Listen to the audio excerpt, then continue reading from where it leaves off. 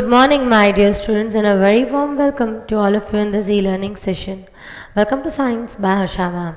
Friends, in our today's this session, we are going to revise chapter number 17, that is Stars and Solar System. In the today's session, we are going to do the entire lesson, that is Stars and Solar System.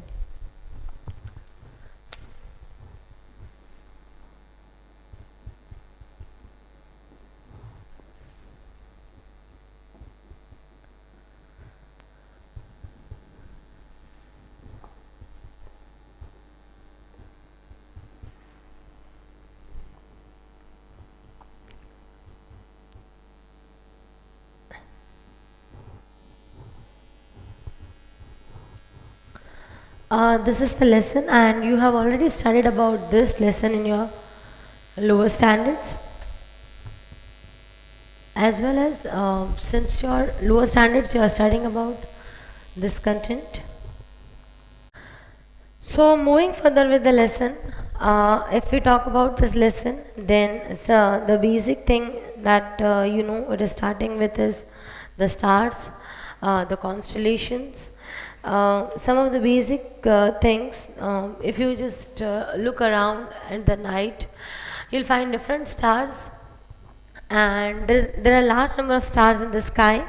Some are bright while some are faint. And you already know that the biggest star which is beside us is the sun. It appears bigger and brighter because it is very much nearer to us as compared to all other brighter stars. The star nearest to the earth uh, is Alpha Centauri, and it is about 4.3 light years away from the earth. You have to memorize this content. None of us can help you out in this. During the daytime, you cannot see the stars. Already they are there, but yet we cannot see them. What's the reason? The reason behind this is the sunlight. Stars are much bigger than our earth. Some stars are even brighter than the sun. They appear small because they are away from us. Moreover, stars are not permanent. They are formed by the gases, and that is mainly hydrogen. And it can end up as a white dwarf or a neutron star. Now, what is white dwarf and what is a neutron star? That we have already done. If the stars are having the size much more bigger than the sun, then when they die as a neutron star. Okay, that pulsar and all things we had discussed. And white dwarf means all the gases it will liberate. And we already know that stars live for millions of years. They are classified on the basis of brightness, color, temperature, and size. When seen from the earth, stars appear to move from east to west. This is because of the relative motion of the earth, which rotates from west to east about its axis.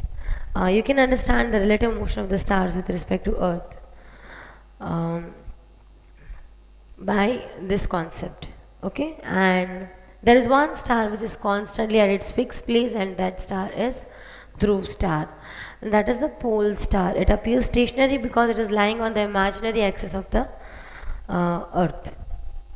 So constellations, that is the next part which we are discussing. What are constellations? These are groups forming patterns, and such patterns they resemble certain figures, and such recognizable patterns they are called as constellations, and in Indian terminology what are they called as nakshatras.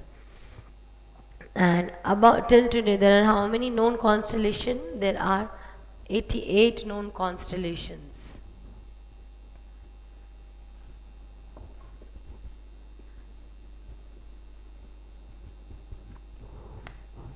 "88 constellations are known to us.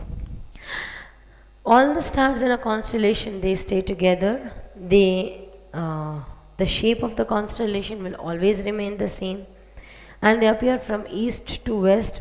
They move from east to west. That is what we feel, because Earth is moving from west to east. And constellations are named after the figure they resemble. The very first one is the Ursa Major.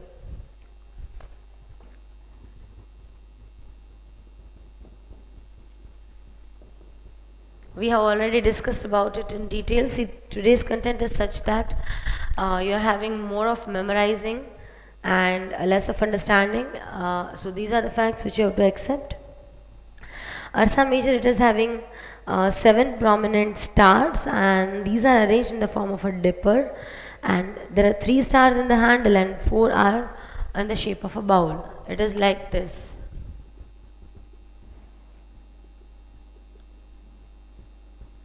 Somewhat something like this, you can see them.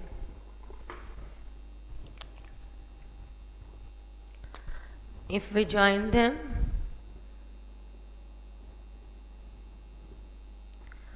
so it's like this.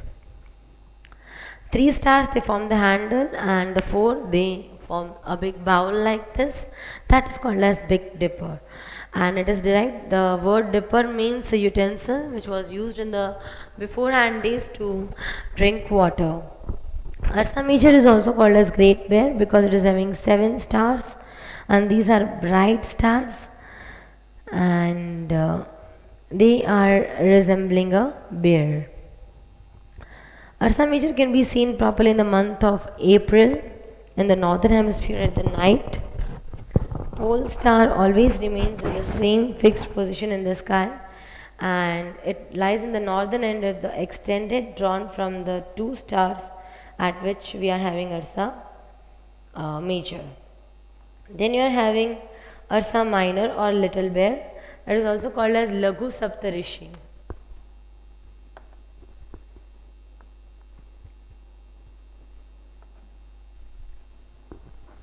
Okay, and Ursa Minor, it is also called as Little Bear, and it is having the pole star at its end, and it is also called as pole star constellations, and it is seen clearly in the month of June and July. Then you are having about Orion, that is Kalpurush. If we look at its arrangement, then it is somewhat something like this: two at the top, three forming the belt, and again two.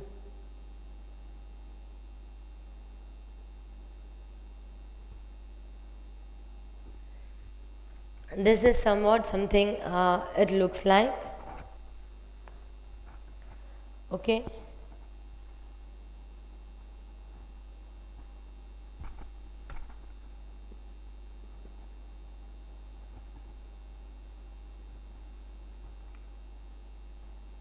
It resembles the figure of a hunter, and it resembles the hunter in which the three middle one they represent its belt, and the four bright that is above two they resemble the shoulder, and the below one they resemble the legs of the hunter, and it is visible in the northern skies in the evening during the winters.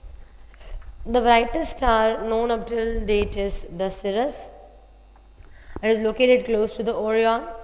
And to locate Sirius, imagine a straight line that is passing through the middle of these stars, and you can just find out it. It is very bright star. And next is the Cassiopeia. It is found near the Big Dipper and Orion. It is visible during the winter in the early part of the night, and its shapes resembles W or M, that is formed of five bright stars, and it is the mythological queen of Ethiopia, and it is visible during winter in the early night. So with this we are having about some things about the constellations, and before we move further we are having the next particular content, which is the moon. Okay. But before we move on the moon, note down this content, and after that we will move further. Quickly note it down, then we will move further.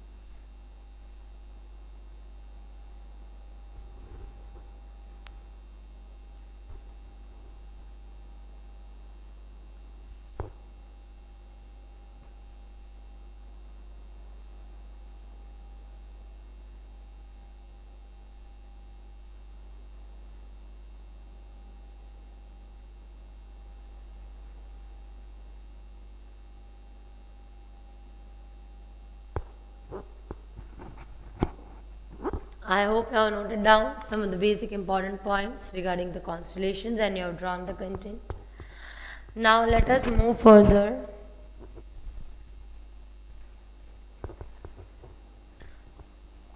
on this content, that is moon. Moon, it has been known since prehistoric times and it is the second brightest object in the sky after the sun, and it is the only natural satellite of the sun, you already know. Coming to the important thing, that is about some of the profile of moon. If we talk about its size, then its size is about 1/4 of the earth size and its mass is about 1/8. There is no atmosphere on the moon. Its distance from the earth is about 384400 kilometer. Time it takes to revolve around the earth is of about 27.3 days.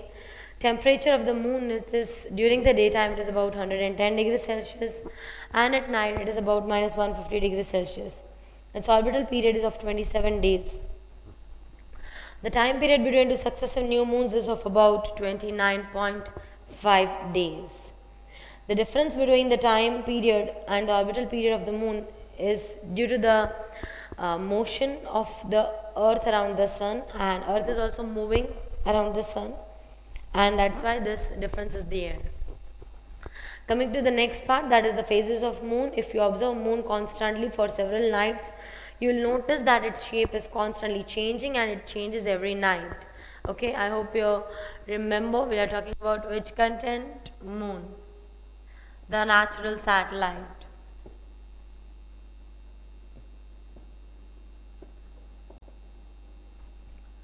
of earth. And important thing is what you have to memorize is the moon's profile, as we discussed, its size, its mass, its atmosphere, and all the things. Coming to the next part, that is about its phases of the moon. The day-to-day changes in the size and the shape of the moon are seen from the earth, and these are called as the phases of moon. On the full moon day, you can see the whole disk, and on the no moon day, there is no moon. As you know that moon has no light, it reflects the sunlight that is falling on it. So we can only see it because of the light that it is reflecting from the sun. And there are 8 distinct traditionally organized recognized phases, and among them the very first one is new moon.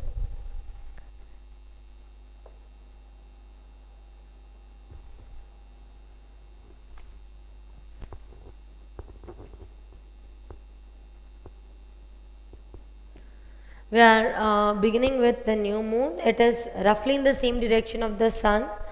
Its illuminated half is facing away from the earth. Therefore, the part that faces us is all dark and we have the new moon. After that, you have waxing crescent moon.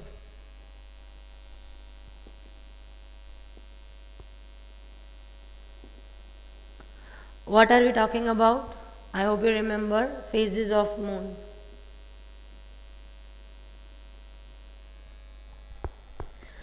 Okay, uh,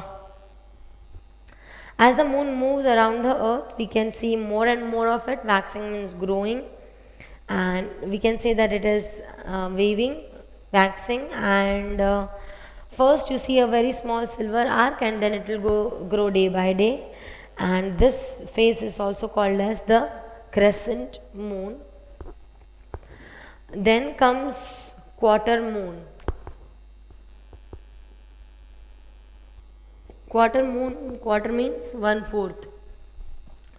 A week after the new moon, when moon completes about quarter of its journey around the earth, then we can see half of its illuminated part, and that is a quarter of the moon, and that is called as the first quarter phase. Then you have waxing gibbous moon.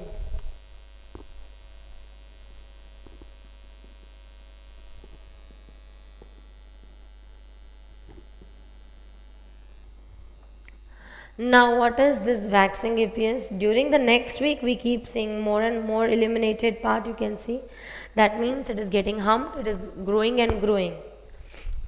Okay, after that, you have full moon.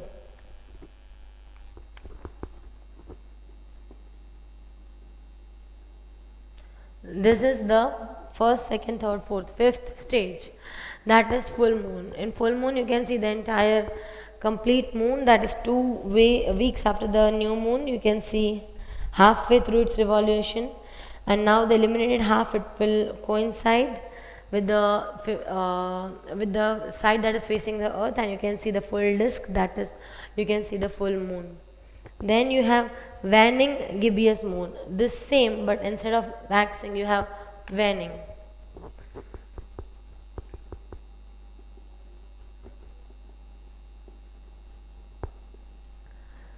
Now it will go on decreasing, and illuminated part which we can see is also becoming bit less. After that, you are having the last quarter moon.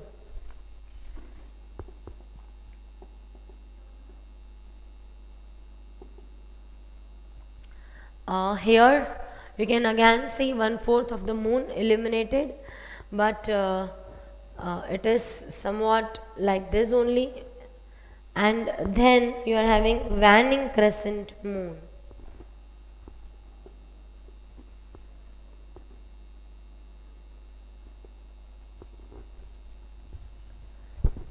Now, what is the waning crescent moon? Finally, during the fourth week of the moon, it's reduced to a thin silver arc from us, and that is we call as waning crescent.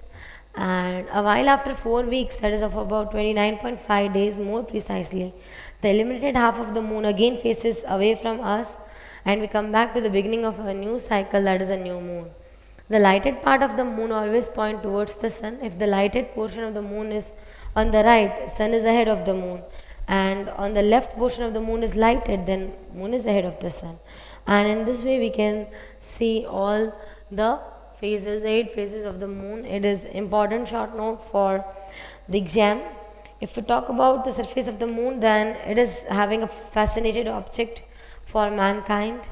And the first time in 1969, it was Neil Armstrong along with Edwin Aldrin who landed on the moon. They found that the surface of the moon was not as plain as we see it from the earth. It is dusty and barren. It has many craters of different sizes. It has large number of steep and high mountains, and the moon has neither water nor air.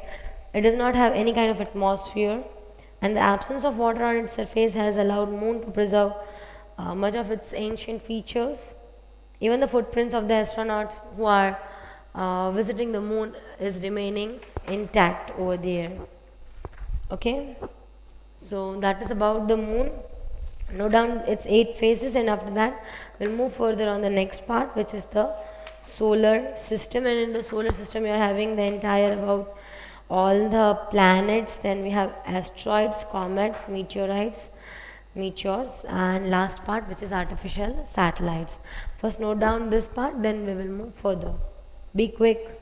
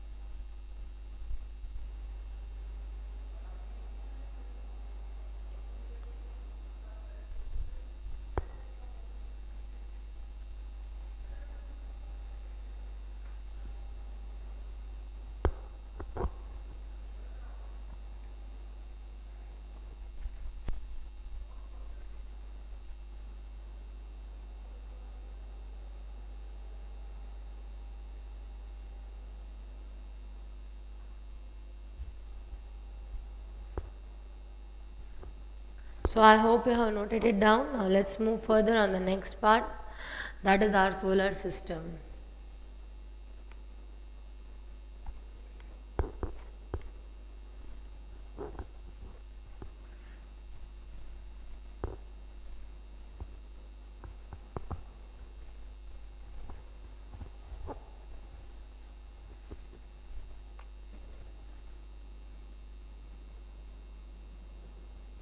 What are the things included in our solar system? It's the sun, moon, all planets, asteroids, meteors, meteorite.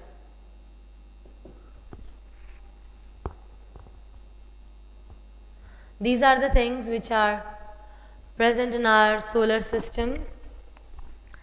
And if we move further in our solar system, then our solar system, it refers to a star, that is sun, and all the objects that are moving around it, that is all the 9 planets, and many celestial bodies, that is comets, asteroids, meteors, they are moving around the sun. And up till date, comets should be mentioned over here. Up till date, we are having 8 planets. This one is considered as a dwarf planet. And if we talk about planet, then planets are basically categorized into 2 parts: terrestrial planet and Jovian planet. Terrestrial planets are those planets who resemble Earth in its surface, as well as along with Earth. If we talk about its structure is almost similar to the Earth, and till Mars, that is Mercury, Venus, Earth and Mars, these are considered as the terrestrial planets. Jovian planets, these are bigger ones, that is after Mars. Okay, that is Jupiter, Saturn, Uranus, Neptune, all 4 are considered to be the Jovian planets.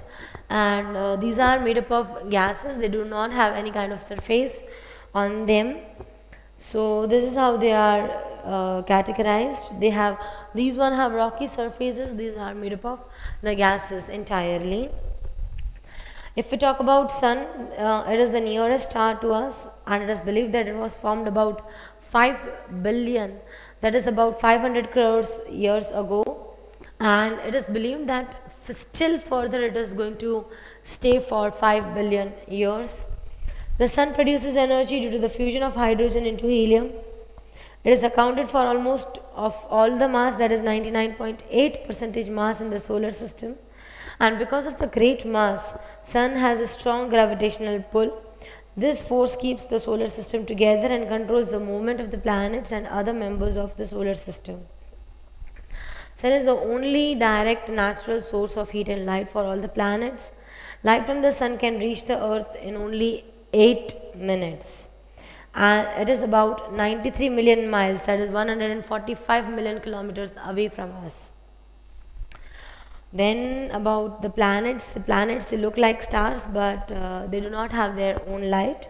They reflect the sunlight which is falling on them. And as we discussed, it is bifurcated into 2 parts, terrestrial and Jovian. And moreover, they are moving on a definite path around the sun, which is called as orbit. Time it takes to move is called as the period of revolution. For Earth, you know that it is about 365 and 1/4 of the day. Mercury is taking 88 days. Individually, you are having the table. You don't need to remember those. Then comes the satellite. Moon is the natural satellite of the Earth, and in the same way, the heavenly body that are moving around the planets, what are they called as? Satellites. All the planets are having different number of satellites around them. Earth is having only one. Okay, coming to the very first planet, which is Mercury.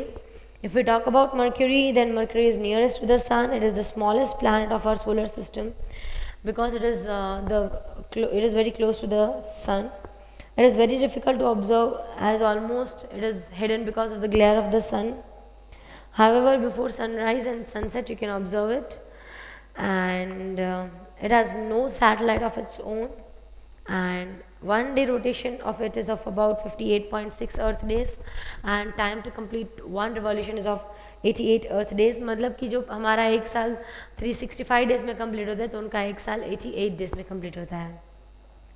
Then comes Venus. It is also called as Shukra.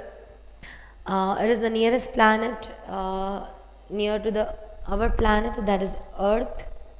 It is the brightest planet because moreover there is very important part that it is the hottest planet because it is containing carbon dioxide. It has no moon, and it is rotating in opposite direction. So it rotates from east to west, and Earth rotates from west to east. Venus is completing its one rotation in about 243 Earth days, while one revolution in about 224.7 Earth days. Then comes Earth, that is the Prithvi. Some of the basic information which you have to memorize is it is the only planet of the solar system that is having life, and its distance from the sun is like bit such that water is also remaining, it is not getting evaporated, and suitable atmosphere is there. We have the layer of ozone also around us. 2/3 of the earth is covered by ocean, you already know. So when viewed from the space, it appears to be blue and green. It is also called as blue planet or green planet. There is one natural satellite moon, we have studied about it, and it takes 23 hours 56 minutes to complete one earth rotation, and for one revolution it is taking about 365.26 days. Only this much you have to memorize. Then comes Mars, that is Mangal. It is behind after Earth. It is called as reddish planet. It appears because it appears red. It has two natural satellites, that is Phobos and Deimos. And evidence suggests that Mars had once rivers, streams, lakes, ocean, and the spacecraft have been sent so that we can come to know about it. Mars orbiter mission, that is MOM, which is also called as Mangalyaan. You have already seen the movie, I think, on it. Mars completed its one rotation in about 24 hours and 37 minutes and one revolution in about 687 days. Mars is also a terrestrial planet. Then comes the Jupiter. Jupiter also called as Brihaspati. It is the largest planet of the solar system and it is the gaseous planet. It mainly contains hydrogen and helium, and it is so big that about 1300 Earth can come inside it. Mass of the Jupiter is about 318 times that of the Earth, and it is moving very rapidly around its axis, and it is having large number of satellites. Up till date it is 67 which are known to us, and it has faint rings around it. It can be seen with the naked eye. It looks like a bright star, and it completes one rotation in about 9 hours 55 minutes. मतलब एक दिन उनका सिर्फ 10 घंटे में हो जाता है, और एक साल 4332.59, that is about 11.86, that is approximately 12 years of Earth. That means 1 year on Jupiter. Then comes Saturn, which is also called as Shani. Beyond Jupiter there is Saturn, which appears yellowish in color, which makes it unique, and it is having very beautiful rings around it. Its rings are not visible from the Earth by the naked eye. Its biggest satellite is Titan. It is even bigger than the Titan is even bigger than the Mercury, and Saturn is least dense. It is less. Its density is less than even that of the water, and for rotation it takes about 10 hours and 13 minutes, and 29.46 years it takes to complete one revolution around the sun. Then comes Uranus. They are outermost planet of the solar system, and they can be seen with the telescope. Like Venus, Uranus is also rotating from east to west. It was William Herschel who found out this. It has faint rings and about 27 moons, and it completes one rotation in about 17.9 Earth years. You don't need to memorize any of this, but these are given over here. Neptune, it is the smallest of the four giant gases in our solar system, and it has a dark spot and faint rings. And this is about the Neptune. Then you are having the difference between the star and planet. If we talk about star, then they are made up of generally hydrogen and helium, while planet, they are made up of solid, liquid and gaseous, all three things. Stars are very much big in number. Sorry, that is, there are about 10 to the power 22 stars. And planets, then there are about 8 planets. Then comes source of energy. Energy is produced due to the nuclear fusion process in the star, while planets, they are having the thermal energy. Source of light, stars, they have their own, but planets, they take the light of the sun. They reflect the light from the sun. Then stars twinkle, planets do not twinkle. Position of the star at a particular time, it remains almost unchanged, but planet, they appear to change. Then other members of the solar system. We had a discussion about all the planets. Then comes the next part, that is asteroid. Between the two planets, that is Mars and Jupiter, there are big number of rocks which are constantly moving around the sun between these two planets, and it is believed that because of the strong gravitational pull of the Jupiter, they couldn't assemble into a planet, and that's why they are moving around and they can be seen through large telescope, and the largest asteroid is known as Ceres, and its radius is of about 350 kilometer. Then comes comets. These are the snowballs, and they are called as tailed star. They are moving in the elliptical orbit, and the very famous comet is the Halley's comet, that is appearing after every 76 years. It's when it is the length of the tail grows as it is approaching the sun, because the sun rays are falling on it and all the gases get vaporized, and this tail is seen, and once it's far away from the sun, its tail vanishes. Then comes meteors or meteorites, the next part. Meteor can be seen clearly in the night. It is a streak of light which is seen, in which like when a heavenly rock, or that when it is coming to the surface of the earth, a streak of light is seen, because they start burning due to friction and they can fall. Scientists estimate that 44 tons of meteoritic falls on earth each day. Per hour also they are falling, and that is called as the meteor shower. In 2013, a meteor crashing Russia's Ural mountain had caused extensive ground damage and injuries. So that is about the meteors, and the last part now is artificial satellites. What are artificial satellites? Those satellites which are man-made satellites, and we are sending them and we are controlling them. Artificial satellites, they are moving around the planet, and they can give us various information. The well-known first Indian satellite was Aryabhatta, and after that a very big number, that is INSAT, IRS, EduSat, HAMSat, MATSat, GSat, all they were launched by India.